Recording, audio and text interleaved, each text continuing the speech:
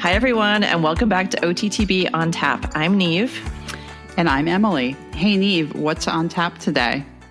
Today, we're continuing our 2025 RRP Trainer Spotlight Series with Harley Whittaker, a dressage trainer based in Kirkwood, Pennsylvania. Harley's passion is proving that thoroughbreds can shine in the sandbox, and we're so excited to have her on to share her journey to the makeover. Harley, welcome to the show.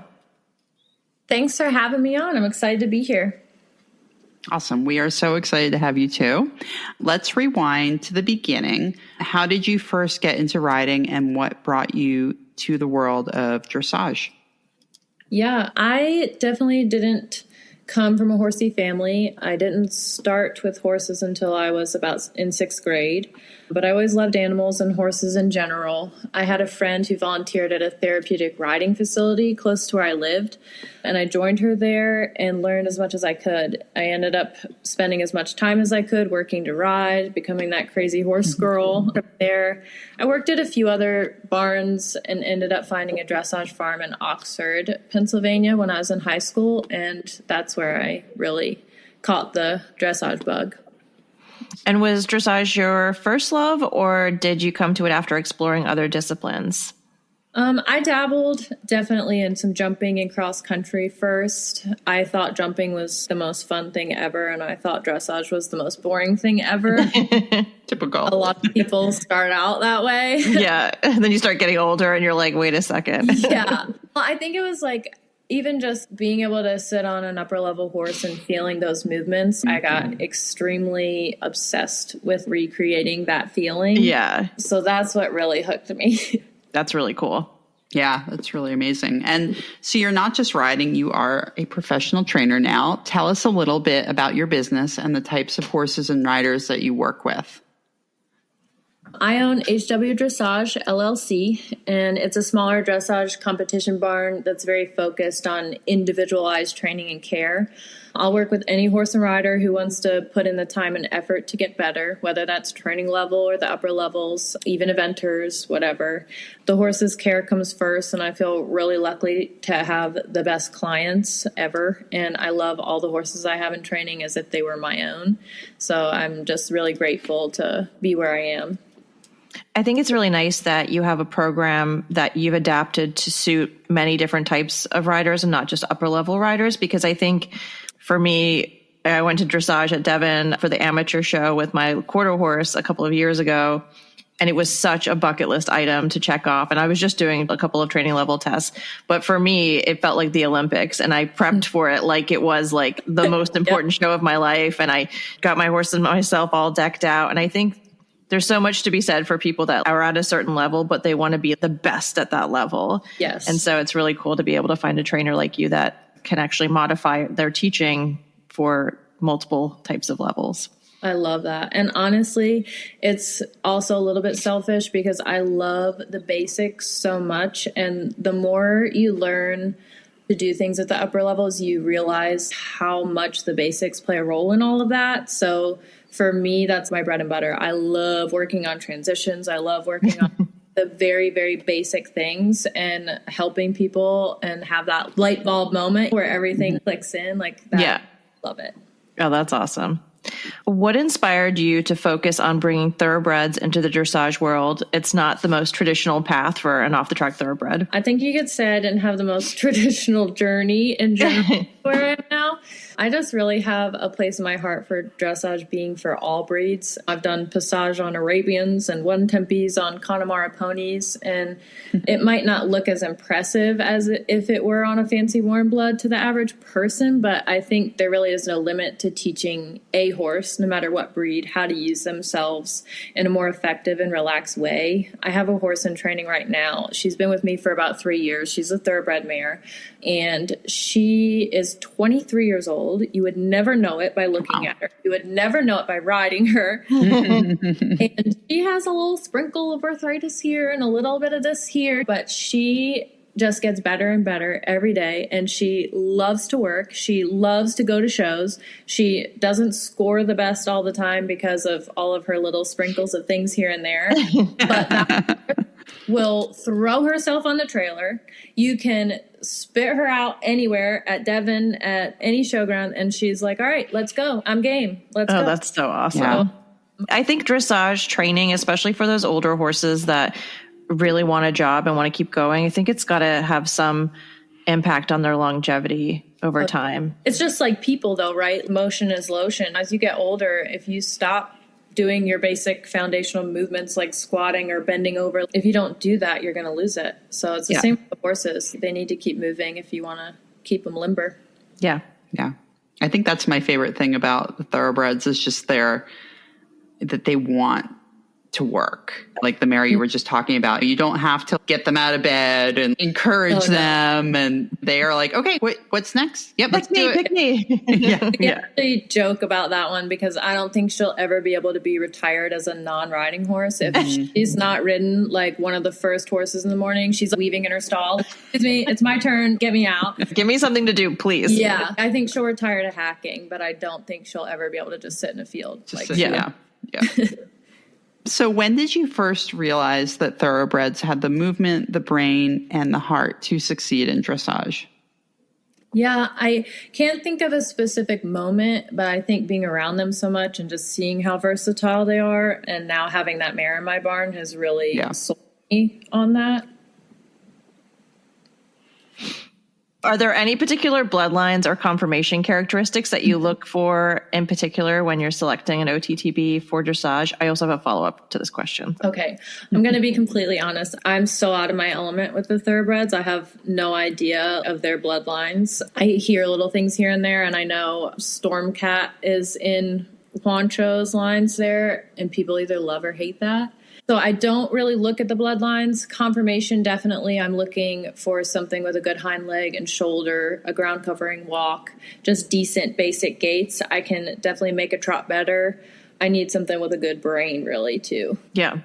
Yeah, my follow-up question, you answered it, but Emily and I are huge just studiers of horses from a conformational standpoint, a pedigree standpoint, watching jog videos, watching free movement videos, and we're very specific about what we hone in on when we're looking at these horses. And I'm just curious is there anything beyond what you just said that you might look for in a jog video? I know when I posted the video of Oscar from the track, it's a trot video, and then he turns and walks and goes into the barn. And I said to everybody, oh, I bought him because of the walk into the barn. Like, he sounded sound, but I liked the walk. And so for me, that says, oh, he's going to have a better than average canter, probably. Yeah. The walk is definitely the one thing that you really can't change. So a good walk, definitely. But I think overall, like presence, I think if you look at the horse and watch it go, like you can tell a little bit.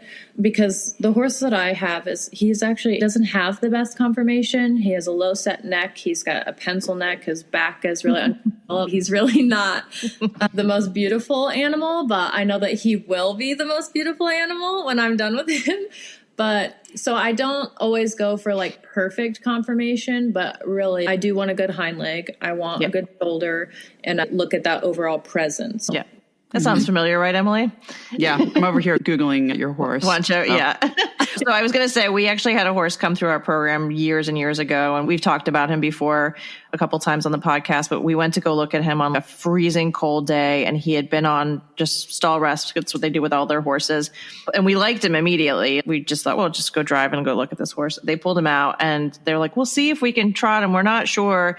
And he did 4 or 5 steps of trot. And we were like, okay. Yep. We'll take him. And I think he did pre-St. George Grand Prix dressage. Yeah. He went up pretty high in the levels. Yeah. Yeah. So it's just, there is just so much like that horse when he wasn't for sale for a while because we weren't really sure what to do with it. He was too good looking. You like couldn't handle even like looking at him, but we'd be trying to show horses to clients and he would be like, hello, I'm over here. And he'd just come over and do this really fancy extended trot. And you were like, you're not for sale. Go hide yourself. He couldn't help himself. He wanted to be on show. Yeah. Nice. That's really cool. Let's talk about your RRP partner. How did you find your horse for this year's makeover?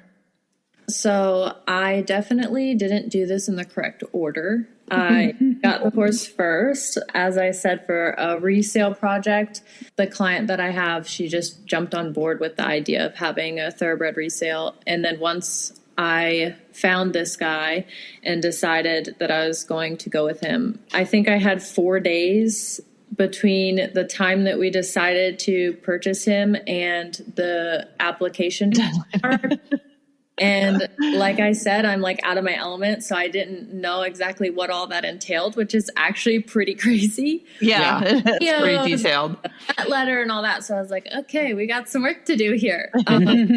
So I found him first and then decided it would be fun to do the RRP. And now here we are. And I think you mostly answered this, but what drew you to this particular horse? Was it movement, build, temperament, or a little bit of everything? Yeah, I think it was a little bit of everything. Definitely, He moved really well. Everyone said he had a good temperament. It looked like he had a good temperament. And then also on top of that, just his barn name was Jax, which is also my heart horse's name, Jax. And so we all decided that was a sign and we were going to go with it. And did you choose your horse? You just answered this because I guess you chose him first. And as a dressage rider, I guess you always had dressage in mind, but had you thought about doing any other discipline at all? Definitely not. Definitely was not going to go jump or do anything else. I was looking at the RRP and all the different disciplines, and I was like, wow, they have a lot of things in here, and I am just going to stick to what I know. Yeah, no, that's smart. I'm going to just throw this in here because I just looked up Juancho. Yeah, I want to know. And yeah, so he ran 11 times. He was a winner. I don't have I'm in the pedigree. Hang on. How much money did he win? I don't think he won a lot. Oh, he won 48,000 in 11 starts. Yeah. That's pretty good. He won 2 races, and he is by, I have no idea how to pronounce this. Good. E-L? You try. Oh. Elnaawi.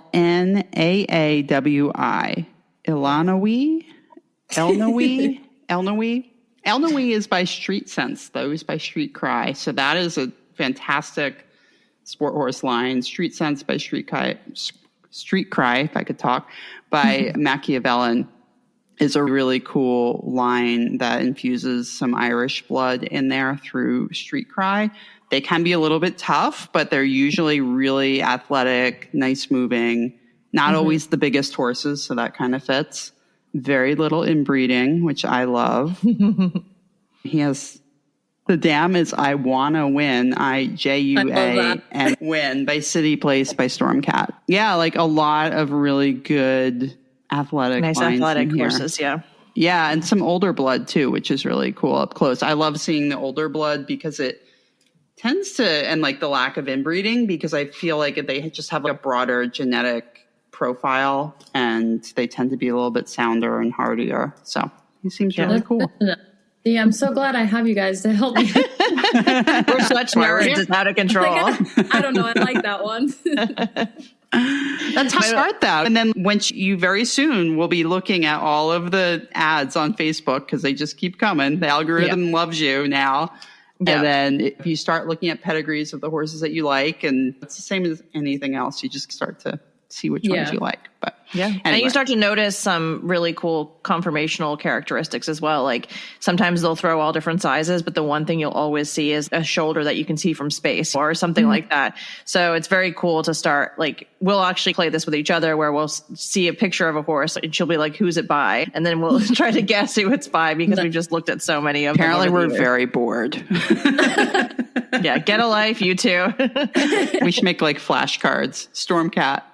Oh my God. Yeah. Aladar. Yeah. Anyway, getting off track here. Let's continue. Once your horse came home, how did the restarting process unfold? Did you have a plan or did you play it more by feel? What was it like getting on him for the first time? All that good stuff.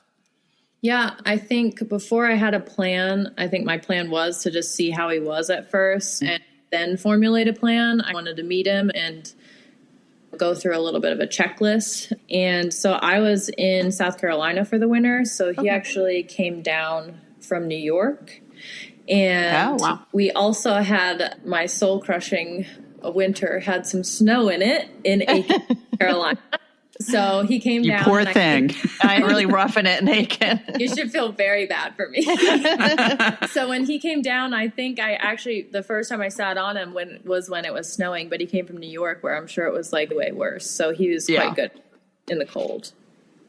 Cool. So now that you're back in Pennsylvania, I don't know how many months you've been back for, but this winter has seemed like it never ends, and it's been so windy and so horribly cold, like it hasn't been in years. How has that kind of factored into your retraining or the early days of your retraining? Yeah, definitely some small positive investments is what I call it. Very short rides, short and to the point, but holy wind. Yeah. It has been so windy. So I was a little curious to see how he would respond to that. But he's actually great in wind, even 40 mile per hour wind gusts. So that's good. Check that off the box. Yeah. Really great. So I would say weather-wise, I think, again, he has a really good head on his shoulders. So I've lucked out a little bit with him. I think he's better than some of my Warmbloods with the weather. So, the weather was interesting, but he's been a trooper. Yeah. I have to call him Juancho just because it's so funny. Has Juancho gone to any outings or shows yet? So it's interesting because I normally would have taken him to probably a couple places by now, but because he came from New York and then went all the way to South Carolina, and so I had to get used to him a little bit in South Carolina, and he had to get used to a whole new place. And then we came home to Pennsylvania, so then we had to get used to a whole new place again. I really just want. Yeah, it was a lot, and I obviously got to see him in new environments a couple times, and I wanted to spend a little more time just building a relationship with him after that, because even though he's good and he took it all in stride, I think he was a little bit like cautious what's going to happen next. And so I just wanted to give him a little bit of time, and like I said, he was a little skinny, he had underdeveloped back, he needed just time to understand what was going to be asked of him. So I feel like now we're at a place where I'm going to start taking him a bunch of places, and we have a little bit of a relationship now. So now we'll probably start doing our outings. Yeah, I think I'm in a fairly similar place. Like I was saying, we started off like with just letting him settle in, and then like we were actually going pretty good. We were going to lessons like once a week, and I took him to a couple of different places. And then I don't know, it was like the weather got a little bit better, and he just fell off condition wise a little bit. He came off the track like a tight, bouncy ball of muscle. And once he truly lost all of it, I was like, oh, wow, this is really, and I haven't really had a horse that changed that much in a long time. So it's been that kind of slow process of not driving yourself crazy every day. When you see them all the time, you're like, God, just grow muscles, eat more food, get muscly. And especially when I'm a really good visualizer, so I can see the future horse in there. And I'm sure you're the same way, where it's like you can see how the horse is going to develop, and you just want so much for them to have all of those components so they can better support themselves and support a rider. And it's hard to be patient sometimes. Absolutely. Yeah. I can definitely relate to that. Yeah. So we're going to talk a little bit about makeover mindset and progress. So it's still early. That clock is ticking a little bit to get to October. How are you feeling about the timeline for the makeover? I feel okay about it. I feel good in that, coming from a dressage perspective, the training level test, I feel that's plenty of time to get that taken care of. But I want to make sure I have enough time to get him out to places and get him confident in a bigger atmosphere. But I'm really just focusing on one day at a time, 1 week at a time. I try not to think about October. I know. We're just here to remind you. No, or you'll have people be like 171 days to go. And I'm like, knock it off. Yeah. I do not need that ticker tape in my head. Thank you very much. Are you more excited, nervous, motivated, or some kind of combination of all of those?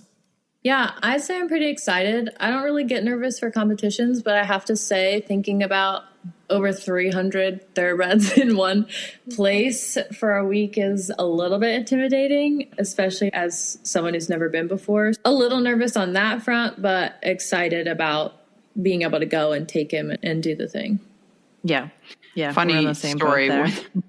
The last time I went, I think it was 2017. And I got there And it was my horse's first show because that's how I do. I don't know. Not the best planning. Anyway, also they were having a CDI driving competition. Oh. And my stall was right on the end of the row where all of the drive all day long, four-in hands, Shetland ponies going by. I believe they've resolved that scheduling conflict. Yeah. But I was like, I am going to die. And it was fine. He actually handled it brilliantly. It was unbelievable how well he handled that situation. But that could have been. Yeah, I can't imagine. It was quite eye-opening. Let's just put it that way. If you want to come to Kirkwood, PA, we have a lot of Amish buggies. Yes. I was going to ask. A lot of my horses do not like them, but he has seen quite a few of them now. If that happens when we go, we'll be okay. I used to have my last thoroughbred was in training down in Oxford, and we would go for trot sets out on the roads, and you would have to go through some farms with cows and then come out, and you just never knew if there was going to be a horse and buggy around the blind turn. When you're like, guess we'll see what happens. Yikes. Yeah. Yeah, and Emily had her young horse. I meant to ask you this before we started, but so last year, my young horse that I bred, I had her at Robin Weaver's to get broke. Yeah. And Robin's is on a corner with the Amish just going right by. So it's interesting. I can really see Robin's place. From, nice. So you're really close to us. That's really cool. Yeah. She is right to an Amish person with a lot of Amish buggies. Yes. Yeah. So they get to see a lot. Yes. Yeah. All right. Back on track. What is your philosophy heading into the makeover? Is it about showing off the polish or more about the partnership that you've built? I think it's more partnership. It's more about my job as his rider and trainer to set him up for success and looking at it as overall the bigger picture. I just want to make sure that I get him out to places, he is confident, and I do everything I can to make sure that environment is not a big deal to him.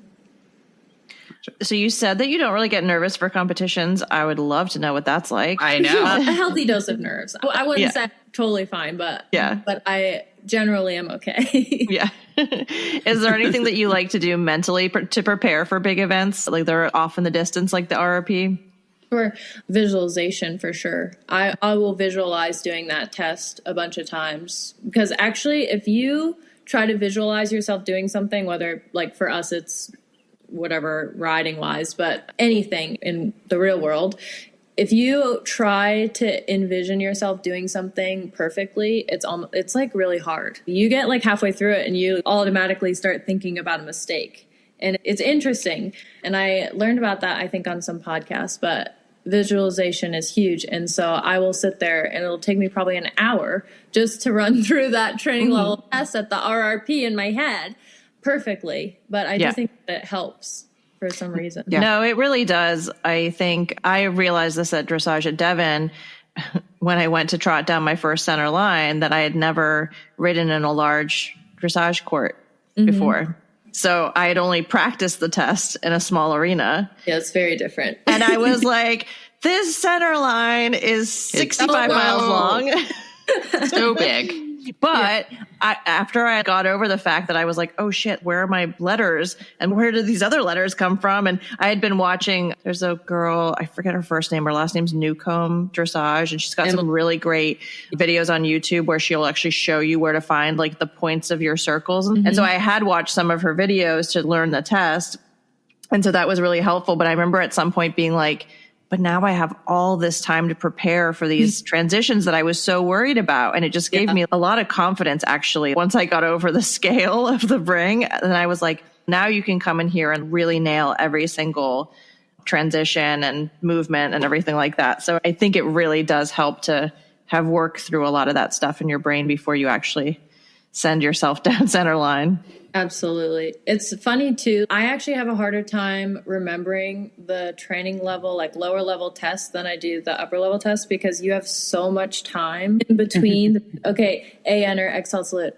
Okay, and then 20-meter circle at E. And there's so much time between this. Wait, shouldn't I be doing something else right now? I feel like I should just half pass over to that. That's way harder to remember as a training level test than it is to remember pre-St. George or third level. That's interesting, actually. Okay, I do half pass, circle, whatever, but it's funny how that works. Yeah. For listeners who dream of bringing an OTTB into the dressage ring, what's one piece of advice that you'd give them? Take your time. I think that having a thoroughbred, you need to take your time with it. You don't have to try to make it do all the things right away. But I think if you spend the time doing the foundational stuff, laying that foundation, building their confidence, getting the relaxation, then they have the work ethic and the intensity, and that will come back tenfold later on. So just take your time. And do you have a favorite exercise or training technique that really helps OTTBs unlock their potential in dressage? I think it's just not necessarily just thoroughbreds, but most horses, I'd say off the seat and not the hand. I think really getting them to listen to your half halts through your seat, being able to slow them down from your seat and just not having to pull back. They're so used to just being tight and quick and go, and they really, to open up their back, they should really learn how to just half halt off your seat and stretch in their body into your hand and not have to pull them back off your hand. Yeah. Emily gave me a little lesson, I don't know, a month or two ago, where we literally just worked on installing the half halt at the walk, and it's an incredible core workout. It was hard on the horse and it's hard on the person, because when you slow down a movement and you try to do any kind of movement at the walk, you realize like all the holes in the training or any kind of weaknesses that are like, whether it's straightness or impulsion or whatever that might be. It's very interesting. Oh. In terms of flat work foundation, any tips for helping new off-the-track thoroughbreds learn relaxation? That's a key one. Balance and softness. Yeah, it's similar to what I just talked about, like half halts and being off the seat. For example, with my guy, when he came, they're all sensitive, but sensitive is great in the right hands. But he was sensitive and just wanting to be quick. And so I slowed everything down, but not by pulling him back with my hands. Slow it down with my seat and really get him to sink into every step, because it gives them that little bit of time to breathe and to then relax through their back and then start swinging through their back. And then you can add a little bit more forward, and then the power is there. Yeah. So that for me, I love going around the arena in trot, let's say, and within the gait, changing it up. Like I might go down the long side really forward, and then on the short side, can I slow my seat and do you come back to my seat right away? Does it take you a little bit? And then can we do that on a circle? Can we go forward here and then slow down here? And really just changing it up, but seeing if they're like really paying attention, and doing that accordion-like work is really helpful. Get the relaxation and over the back and swing. That's a great way to describe it. And I'm trying to think of how to phrase this question. I'm curious about management in terms of nutrition, turnout, et cetera, and transitioning in particular. Have you had any challenges there with him, or any extra support that he's needed on the management side? Yeah, so like I said, he was a little bit underweight, so I'm trying to put some weight on him. I think thoroughbreds in general, off the track, like ulcer treatments. So I have him on an ulcer treatment and trying to fatten him up. As far as turnout, he is like, most of the time you will look out and he will be leaping off of all fours. The horse is very athletic. So I had to find a good turnout partner for him. And so right now he's out with this horse, Win, who's just, as long as there's grass out there, he is not to be bothered. So we call him Uncle Win. And Jack goes out with Uncle Win, and he's like leaping in the air around him, trying to instigate. And he's like, no. I don't have time for this. So he does have a tendency to nick himself because he's out there leaping around. I think having a good turnout buddy has been really good for him.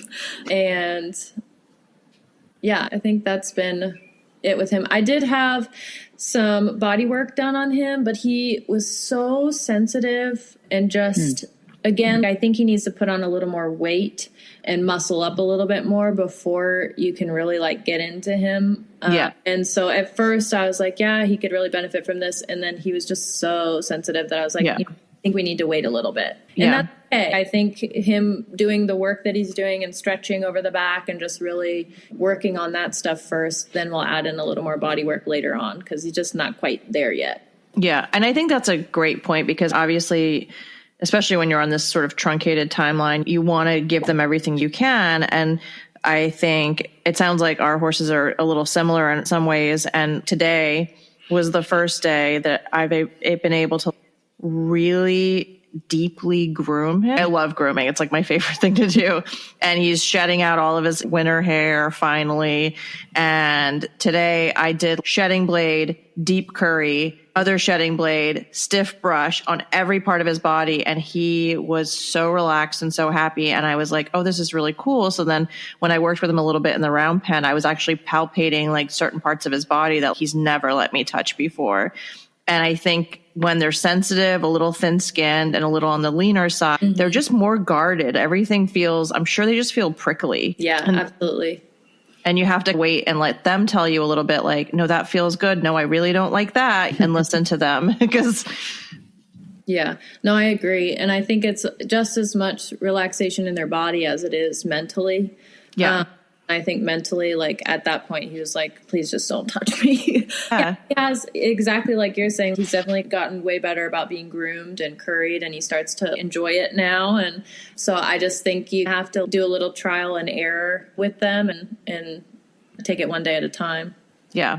I also feel like sometimes it helps to go to the barn with no agenda and just bring the horse in and groom it and then turn it back out. They're like, oh, they have a great work ethic, right? But I think they're not really used to that. We're supposed to be getting into something. We're supposed to be like, that's how he was when I first got him. He was very much like, we're supposed to be doing something and you're not doing anything. And so I'm getting fidgety and I'm getting upset. And I was like, this is your new life. Lean into it. Yeah. Harley, this has been an incredible conversation. Where can people find you if they want to follow your journey or maybe even reach out for lessons or training? Yeah, they can find me on Facebook at Harley Whittaker or HW Dressage. On Instagram, it's HW_dressage. And I have a website. I have not paid for a domain yet, so it's long. But it's harleywhitaker.wixsite.com/HW-dressage. We will leave a link in the show notes. Yeah. All right. And before we wrap up, is there a nonprofit or cause that's close to your heart that you'd like to shout out? Yes. Forever Paul's Dog Rescue. Because that's where I got my dog, and he's perfect. Oh, that's awesome. We love dogs. What kind of dog is he? So they told me that he was a Great Dane Shar-Pei mix. Oh. But wow. if you saw him, you would 100% say that is a Border Collie German Shepherd mix. What? So you have to send us a picture. Yes, we're going to need a follow-up photo of this pup. I will 100% send a photo. He's beautiful, and he's the best dog ever, but he's definitely not a Great Dane Shar-Pei. That is so wild. That's so funny. I have 2 Australian Shepherds. I feel like we're in the same camp with our dogs. We are, for sure. Too smart for their own good. Yes. Thank you again, Harley. We'll be cheering you on all the way to the makeover and hopefully see you there. And for everyone tuning in, our next Trainer Spotlight episode features Amanda Chance, an adult amateur eventer and sport horse breeder getting ready for her first ever RRP. If you like what you heard today, please leave us a 5-star review on Apple Podcasts, Spotify, or Facebook. Quick reminder that if you leave us a review, we will mail you some stickers and maybe even a friendship bracelet. You can follow OTTB on Tap on Instagram, Facebook, and TikTok, and contact us with interview candidates and topic suggestions at OTTBontap.com. Finally, if you're interested in bonus content, videos, or our OTTB on Tap Evaluate series and our insiders group, check out OTTBontap.supercast.com. We love hearing from you. Cheers. Cheers.